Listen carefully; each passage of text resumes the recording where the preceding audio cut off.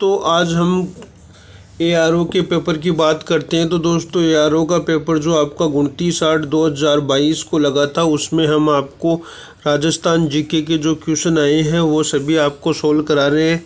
तो दोस्तों सबसे पहले हम क्वेश्चन नंबर 1 देखते हैं कि कोपेन के वर्गीकरण के अनुसार निम्नलिखित में से किस जिले में एडब्ल्यू प्रकार की जलवायु पाई जाती है। तो हम बात करते हैं कि कोपेन की जलवायु के अनुसार जलवायु को 4 भागों में बांटा गया और कोपेन ने वनस्पति को जलवायु का आधार माना था। तो 4 भागों में एडब्ल्यू आपको बताना है कि कौन से जलवायु खंड के अंतर्गत आता है। तो दोस्तों एडब्ल्यू जलवायु खंड एक तो हाड़ौती का क्षेत्र आता है थोड़ा, और जो दक्षिणी राजस्थान का क्षेत्र है वो एडब्ल्यू जलवायु के अंतर्गत आता है। तो झालावाड़, बांसवाड़ा, चित्तौड़गढ़ ये आपके सही है, इसमें सिरोही जिला नहीं आएगा, तो ये आपका गलत हो जाएगा। अब हम देखते हैं क्वेश्चन नंबर 2, निम्नलिखित में से कौन सा युग्म सही सम्मिलित नहीं है। तो दोस्तों यहाँ आपको पूछा गया है कि संत रामचरण जी ये शाहपुरा भीलवाड़ा से थे, संत हरिराम दास जी शीतल बीकानेर के अंदर, संत रामदास जी खेड़ापा जोधपुर, संत दरियाव जी, ये दोस्तों आपका गलत हो जाएगा, क्योंकि राम स्नेही संप्रदाय की 4 पीठ थी और 4 पीठ में आपको चारों पीठों का वर्णन दे रखा है। यहाँ संत रामचरण जी ये शाहपुरा भीलवाड़ा से थे, संत हरिराम दास जी शीतल बीकानेर से थे, और संत दरियाव जी ये आपके रेण नागौर से थे। ये यहाँ गलत हो जाएगा, रेण नागौर के अंदर थे संत दरियाव जी का संबंध, तो ये आपका गलत हो जाएगा। तो ऑप्शन नंबर 3 इसमें गलत होगा। अब हम देखते हैं क्वेश्चन नंबर 3, प्रोजेक्ट बस्टर्ड के संदर्भ में निम्नलिखित में से कौन सा कथन सही है। तो प्रोजेक्ट बस्टर्ड के बारे में आपको बताना है, ये घास के मैदान पारिस्थितिकी संरक्षण से संबंधित है। तो दोस्तों ये आपका राइट होगा, घास के जो मैदान होते हैं वो पारिस्थितिक संरक्षण से संबंधित होते हैं। पर्यावरण विकास और पर्यावरण पर्यटन गतिविधियों में स्थानीय लोगों को शामिल करना है, ये भी आपका राइट होगा इसके अंदर। अब हम देखते हैं इसे वन्य जीव संरक्षण 1972 के तहत लागू किया गया। जो प्रोजेक्ट बस्टर्ड था वो 1972 के तहत लागू किया गया था। तो यह आपके तीनों सही है। अब हम देखते हैं ऑप्शन 4, इस प्रजाति की रक्षा के लिए प्रोजेक्ट ग्रेट इंडियन बस्टर्ड को पर्यावरण मंत्रालय ने शुरू किया। तो दोस्तों यह आपका गलत हो जाएगा, क्योंकि ये पर्यावरण मंत्रालय नहीं वन विभाग द्वारा शुरू की गई योजना थी। तो यह आपका ऑप्शन नंबर 4 इसमें गलत होगा। देखते हैं क्वेश्चन नंबर 4, राजस्थान के किस जिले में नक्की झील है। तो नक्की झील दोस्तों राजस्थान के सिरोही जिले के अंदर है, तो इसका ऑप्शन नंबर आपका 3 सही हो जाएगा। सिरोही जिले के अंदर नक्की झील है। इसे दोस्तों ये एक प्रकार से कालाडेरा झील होती है, जिसका एक तो होता है कालाडेरा झील और एक होती है क्रेटर झील। तो यह आपकी क्रेटर झील के नाम से जानी जाती है, जिसका मुख छोटा होता है, इसीलिए हम बात करते हैं नक्की झील की। इसे रण रोक नोक और टन ट्रोक के नाम से भी जाना जाता है, मतलब मेंढक के समान इसकी आकृति होने के कारण से रन टोक और रोड टोक के नाम से भी जाना जाता है। अब हम देखते हैं क्वेश्चन नंबर 5, सन 2011 की जनगणना के अनुसार राजस्थान में महिलाओं की न्यूनतम साक्षरता वाला जिला है। तो दोस्तों सबसे ज़्यादा बात करें कि महिलाओं की न्यूनतम साक्षरता वाला जिला कौन सा है। न्यूनतम साक्षरता वाला जिला आपका जालोर होगा, और सर्वाधिक महिलाओं साक्षरता वाला जिलों की बात करें तो ये आपका कोटा हो जाएगा। तो इसमें ऑप्शन नंबर सी राइट हो जाएगा। अब हम देखते हैं क्वेश्चन नंबर 6, जयपुरिया के पचरंगा ध्वज को किस शासक द्वारा बनवाया था। तो जयपुर जिले में जो पचरंगा ध्वज है वो किस शासक द्वारा बनवाया गया था। तो यह आपका ऑप्शन नंबर 1 इसमें राइट हो जाएगा, मानसिंह इसमें आपका सही हो जाएगा। सवाई मानसिंह द्वारा पचरंगा ध्वज को बनवाया गया था। अब हम देखते हैं क्वेश्चन नंबर 7, उत्खात भूमि स्थलाकृतियाँ कौन सी नदी प्रसिद्ध है। तो उत्खाती जो नदी है भूमि के लिए वो आपकी चंबल नदी प्रसिद्ध है। तो इसका ऑप्शन नंबर आपका 3 नंबर राइट हो जाएगा। अब हम देखते हैं चंबल नदी का उद्गम कहाँ से होता है। तो चंबल नदी का उद्गम दोस्तों मध्य प्रदेश के जनापुर की पहाड़ियों से होती है, और ये 84गढ़ चित्तौड़गढ़ के अंदर राजस्थान में प्रवेश करती है। 84गढ़ चित्तौड़गढ़ से राजस्थान में प्रवेश करती है, और फिर यहाँ से चित्तौड़गढ़ देती हुई कोटा, बूंदी, सवाई माधोपुर, टोंक इधर होती हुई ये सीधी आपकी यूपी के अंदर मिल जाती है। अब हम बात करते हैं लूनी नदी। इसे मिट्टी खारी के नाम से भी जाना जाता है। बनास नदी का उद्गम खमनोर की पहाड़ियों और राजसमंद से होता है। माही नदी खादू गांव, ये आपकी गुजरात मध्य प्रदेश की तरफ से बहने वाली नदी है। अब हम देखते हैं क्वेश्चन नंबर 8, निम्नलिखित में से कौन सा स्थान दक्षिणी राजस्थान में स्थित है। तो दोस्तों दक्षिणी राजस्थान का स्थान बताना है आपको। तो दक्षिणी राजस्थान का स्थान कौन सा नहीं है, आपको बताना है कौन सा नहीं है। तो काठल, ये आपका डूंगरपुर बांसवाड़ा की तरफ का भाग है। छप्पन का मैदान, ये डूंगरपुर बांसवाड़ा प्रतापगढ़ इधर की तरफ है। अब हम देखते हैं देवलिया है दोस्तों, ये कहाँ पड़ता है देवलिया, ये आपका दक्षिणी राजस्थान में ही प्रतापगढ़ की तरफ इधर ही है। थली नहीं होता है, थली हनुमानगढ़ और गंगानगर की तरफ का भाग होता है थली। तो ये आपका ऑप्शन नंबर 4 राइट हो जाएगा। अंग्रेजी पत्र पीप का संबंध निम्नलिखित में से किससे है। तो आपको बताना है कि जो पीप अंग्रेजी पत्र था उसका संबंध किस व्यक्ति से है। तो दोस्तों इसका संबंध जयनारायण व्यास से है। इनकी रचना थी पीप के नाम से, जयनारायण व्यास ने रचना की थी।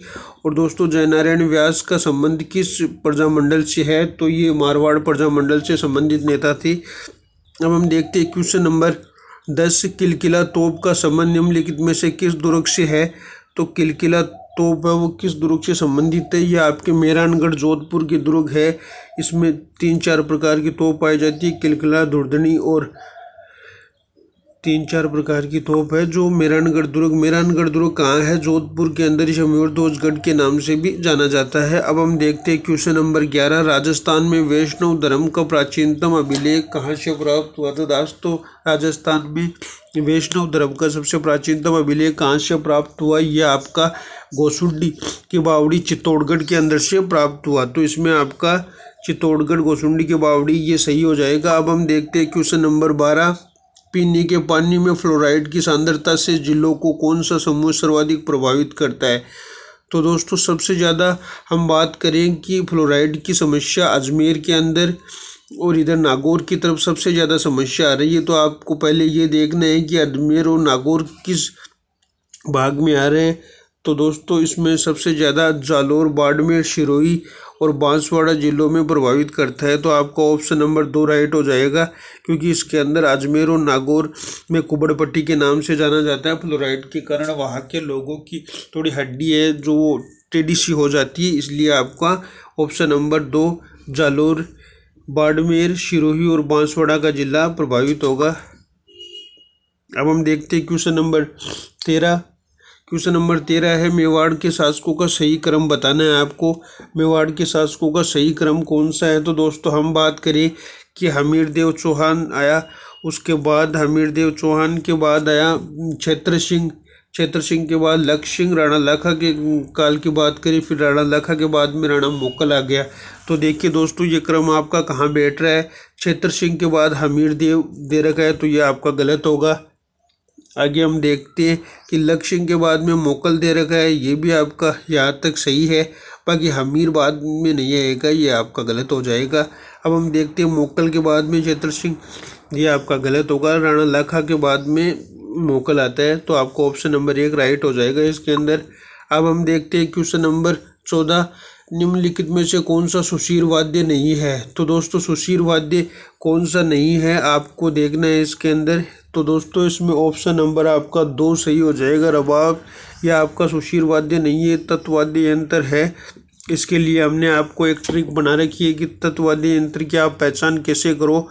तो उसके लिए दोस्तों ट्रिक लिख सकते हो आप, राजा जी कई चिंतासु दूर भाग्या।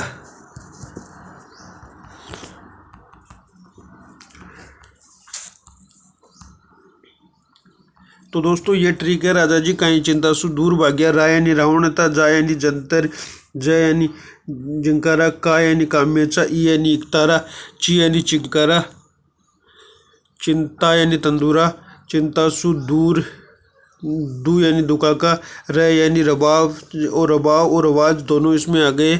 बा यानी बफंग, ग यानी गौरी और भाग्या यानी यंत्र। इस प्रकार ये आपके तत्वाद्य यंत्र की ट्रिक है। हम अलग से आपको एक क्लास के अंदर जो भी ट्रिक से संबंधित क्लास चालू करेंगे। उसके अंदर आपको 5 क्लास के अंदर सभी ट्रिक के जो राजस्थान एग्जाम में क्वेश्चन आते हैं वहाँ से सारी आपको अलग से बता देंगे। अब हम बात करते हैं क्वेश्चन नंबर 15, जायका राजस्थान के किस क्षेत्र में कार्य करती है। तो दोस्तों जायका किस क्षेत्र में कार्य करती है?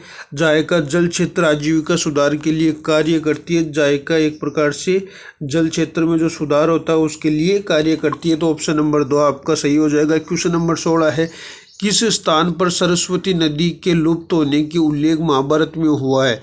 तो दोस्तों सरस्वती नदी का लुप्त होने किस स्थान पर लिखा है? तो ये आपका ऑप्शन नंबर 16 का हो जाएगा। 1 नंबर विंसन में इसका लुप्त होने का संबंध मिलता है। ऑप्शन नंबर 1 राइट हो जाएगा। अब हम बात करें क्वेश्चन नंबर 17, महान सीमा भ्रंश राजस्थान के किस जिले में नहीं गुजरता। तो महान सीमा भ्रंश राजस्थान के किस जिले में नहीं गुजरता? यह आपके भीलवाड़ा जिलों में नहीं गुजरता। इधर कोटा, चित्तौड़गढ़ और सवाईमाधोपुर का जो भाग होता है यह महान सीमा भ्रंश होती है, जो आपके एमपी और इधर के भाग को अलग करती है। तो यह आपका दोस्तों भीलवाड़ा इसके अंदर नहीं होगा। अब हम देखते हैं क्वेश्चन नंबर 18, बर, परवेरिया, शिवपुर और देवारी और सुराह का संबंध किससे है। तो दोस्तों बर, देवारी, सुरपुरा यह आपकी एक प्रकार से दरा है, बरदरा। अब हम बात करते हैं बरदरा कहाँ है। पाली के अंदर। बर, परवेरिया, शिवपुरा और देवारी उदयपुर के अंदर है। सुरा आपकी जालौर के अंदर है। तो ये आपकी दरा है। अब हम देखते हैं ललित ललाम ग्रंथ के लेखक कौन थे। दोस्तों ललित ललाम जो ग्रंथ था उसके लेखक 1 नंबर ऑप्शन आपका मतीराम हो जाएगा। इसके लेखक कौन थे? मतीराम। अब हम बात करते हैं क्वेश्चन नंबर 20, राजस्थान में 2001 से 2011 के दशक में न्यूनतम दशकीय जनसंख्या वृद्धि दर रही। हम बात करते हैं 2001 से 11 के बीच में आपको बताना है कौन से जिले में वृद्धि दर सर्वाधिक रही। तो दोस्तों इसका आपका ऑप्शन नंबर 3 होगा। गंगानगर के अंदर 2001 से 2011 के बीच में सर्वाधिक वृद्धि रही। तो ऑप्शन नंबर 3 आपका राइट हो जाएगा। कुसुम्बा निम्नलिखित में से किससे संबंधित है, यह आपको बताना है। ये पर्टिकुलर शब्द दे दिया और उसके बारे में आपको पूछ रहे हैं। कुसुम्बा दोस्तों प्राचीन जो आदिवासी जनजाति होती है उनके द्वारा कुसुम्बा एक प्रकार से अफीम को गलाने का कार्य किया जाता था। उससे अफीम और शराब के लिए यूज किया जाता था कुसुम्बा शब्द का। अब हम बात करते हैं किस शासक ने राजस्थान यूनियन बनाने के उद्देश्य से 25 से 26 1946 को सम्मेलन आमंत्रित किया।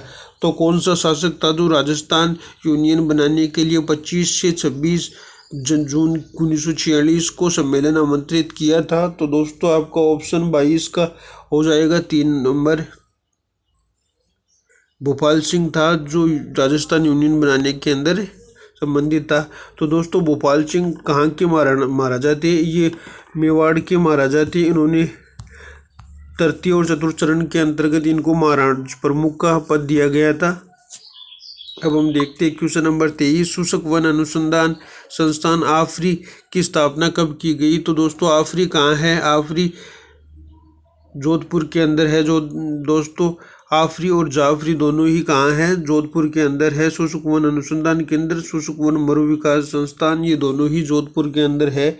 ये आपका ऑप्शन का आंसर हो जाएगा। ये दोस्तों इसके अंदर 1985 मान रखा है 23वां का। इसके अंदर अभी बोर्ड में डाउटफुल चल रहा है क्योंकि इसमें 2 डेट आ रही है 1987 और 85, तो इसको हटाया गया है। अब हम देखते हैं किस चौहान रानी ने अपने नाम के सिक्के चलवाए। तो कौन सी चौहान रानी थी जिसने अपने नाम के सिक्के चलवाए?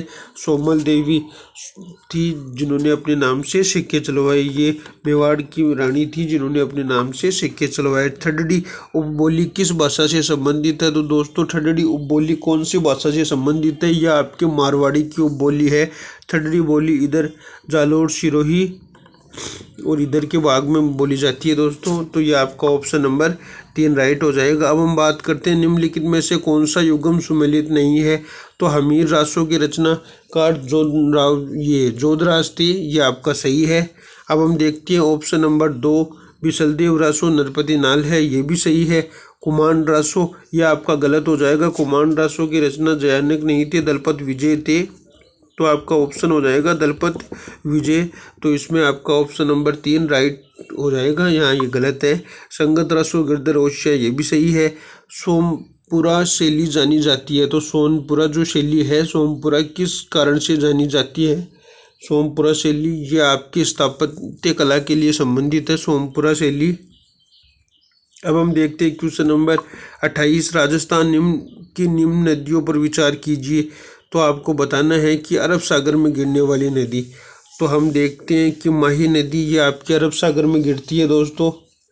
ये आपका माही नदी 1 नंबर, देखिए 1 नंबर सभी में दे रखा है, तो आपका माही नदी होगा। अब हम बात करेंगे चंबल। तो दोस्तों चंबल नदी तो आपके बंगाल की खाड़ी में गिरने वाली नदी, क्योंकि ये तो आपकी यूपी तक जाती है, इसलिए ये नहीं होगा। लूनी नदी ये दोस्तों सही है, लूनी नदी ये आपके अजमेर ज़िले से प्रारंभ होती है और खंबात की खाड़ी के अंदर चली जाती है, तो ये अरब सागर में गिरने वाली नदी है।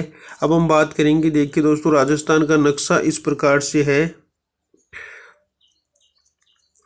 यहाँ आपका बंगाल की खाड़ी और यहाँ अरब सागर। तो माही नदी का उद्गम यहाँ से होके फिर ये वापस अरब सागर में आ जाती है। और फिर बात करते हैं लूनी की, तो ये अजमेर ज़िले के नाग की पहाड़ियों से होती है और यहाँ होती हुई फिर ये कच्छ के रण में आती है, और इधर खंबात की खाड़ी, दोनों एक ही जगह है अरब सागर, तो ये भी इसमें मिल जाती है। बात करें साबरमती की, साबरमती दोस्तों उदयपुर में बहने वाली नदी है, इधर बहती हुई उदयपुर में बहती हुई ये आपकी खंबात की खाड़ी अरब सागर के अंदर गिर जाती है। यहाँ चंबल नहीं होगा, A, C, D आपका ऑप्शन नंबर 4 सही हो जाएगा इसके अंदर। अब हम बात करते हैं 2011 की जनगणना के अनुसार राजस्थान के किस जिले की जनसंख्या का प्रतिशत सर्वाधिक शहरी क्षेत्र का रहा है? तो 2011 की जनगणना के अनुसार आपको बताना है, इसमें आपका ऑप्शन नंबर सर्वाधिक जनसंख्या का प्रतिशत रहा है तो कौन से जिले का? कोटा जिले का प्रतिशत में पूछ रहा है ये आपका। तो इसमें आपका 29 नंबर में 3 नंबर आंसर सही हो जाएगा। देखते हैं बाब बोल्ड्रम बेड राजस्थान के किस जिले में है? तो दोस्तों ये तो बार बार रिपीट हो रहा है, जो बालू का स्तूप है बाब बोल्ड्रम, ये आपका जोधपुर जिले के अंदर स्थित है। तो दोस्तों हमने राजस्थान जीके के आपको जितने भी ARO के एग्जाम में आई हुई 30 क्वेश्चन है वो सोल्व करा दिए। तो दोस्तों आगे क्लास ऐसी चलती रहेगी। कल हम ARO के दूसरा पेपर है वो आपको कराएंगे, उसमें राजस्थान जीके के क्वेश्चन